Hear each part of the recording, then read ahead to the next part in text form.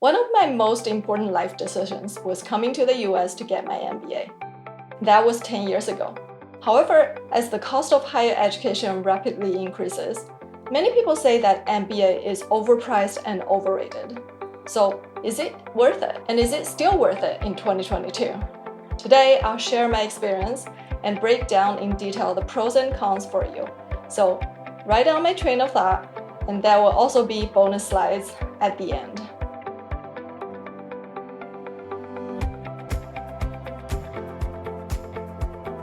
Hi, I'm Prudence Ju, CPA and financial planner. I came to the US in 2012 with few belongings and became financially free in 2021 through saving and investing. I'm here to inspire and empower you to build your financial freedom and live the life you want and deserve.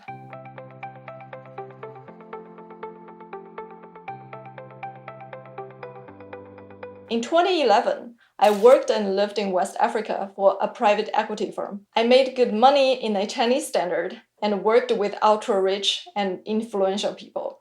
But on the other hand, I was burned out because of the long working hours and frustrated by how little influence I had over investment and business decisions. So I was eager to learn better ways of doing business and making an impact. Meanwhile, during the 2 years I worked full-time, I had saved aggressively, preparing to get a master's degree in a developed economy. As a result, I was on target to reach 300,000 RMBs in savings or $45,000 by August 2020. However, it was probably not enough for expensive MBA tuition plus 2 years of living expenses. Still, I was confident that I would be able to borrow what I needed if I got into one of the top schools, because that usually leads to high-paying jobs.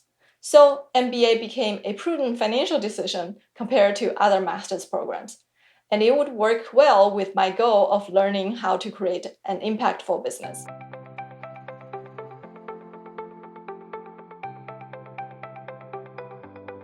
The biggest drawback of getting an MBA is the cost.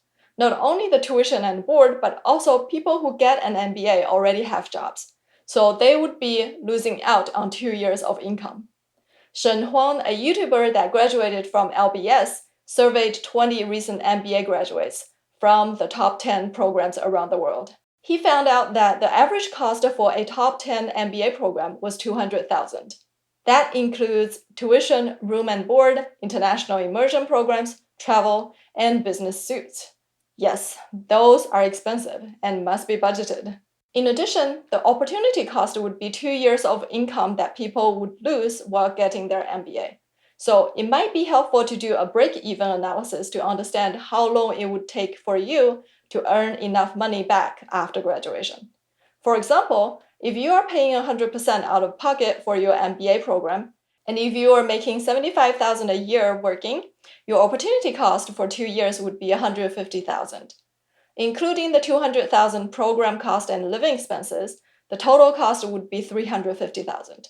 So if you are expected to make $1,000 after graduation, meaning $70,000 more than before, then your break-even point would be $350,000 divided by $70,000, or 5 years. Of course, it would be shorter if the salary increase is higher or the total cost is lower. In my case, my salary was only $32,000 before the MBA program, so the expected break-even point would be less than 5 years.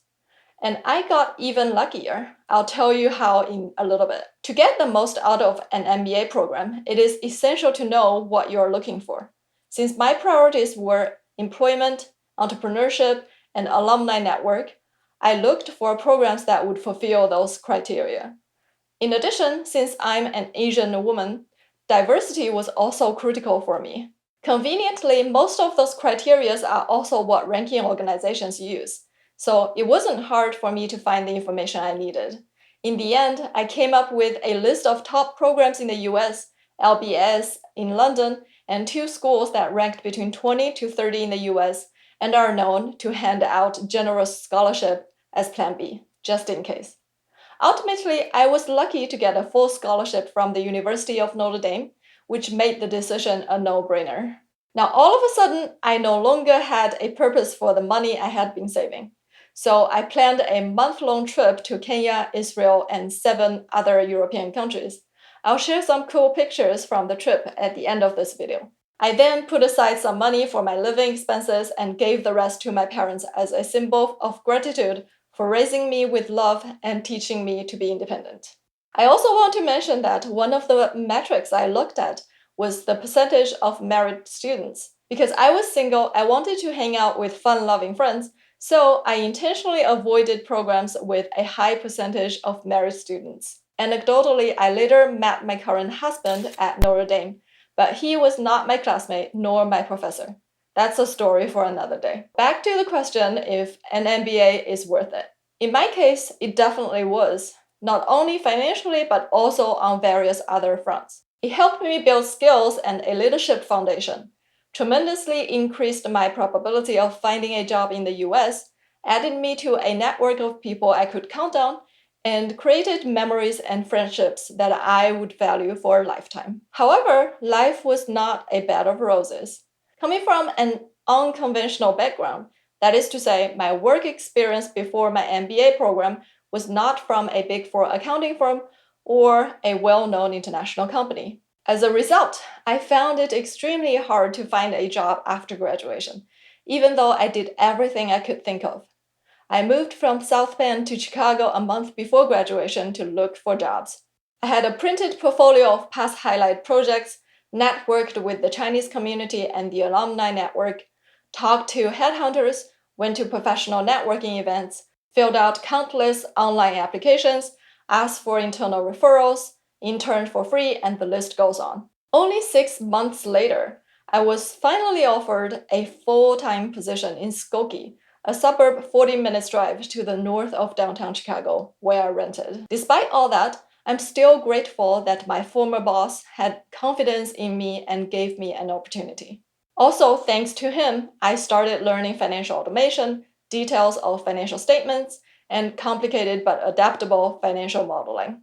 He also pushed me to get my CPA, which is now incredibly helpful for me in financial planning and wealth strategy. So, if you are looking for a job and have been looking for a while, please have faith and keep going. Your dream offer is waiting for you at the end of your journey.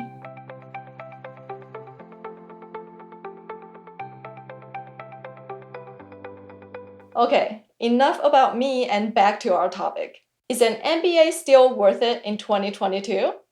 I would also say yes, but with prudence. First, if you know what you want out of your career, a good MBA program could provide a wealth of resources to develop and help you realize your dreams so much faster. And the earlier you can get those resources and skills, the better, because they would generate compounded returns for years to come. Besides, tuition fees are increasing faster than the average wage increase and significantly faster than inflation.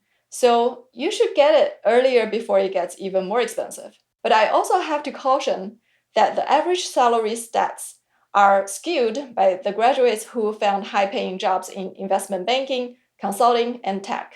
So if your goal is to work for the government or nonprofit, you have to investigate your expected salary closely after graduation. And here's another chart that shows the MBA salary premium by function. And you can see that for specific roles such as finance manager and product manager, it might be only $5,000 a year.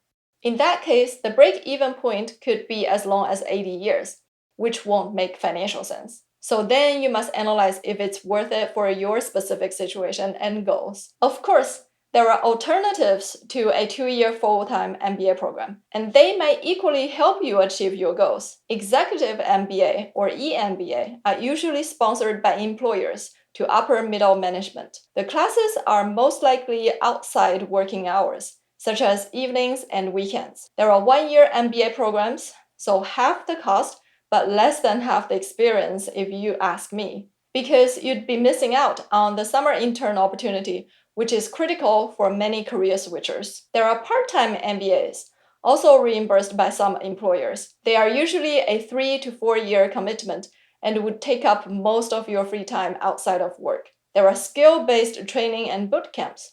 Those may be very helpful for people who want to change careers quickly.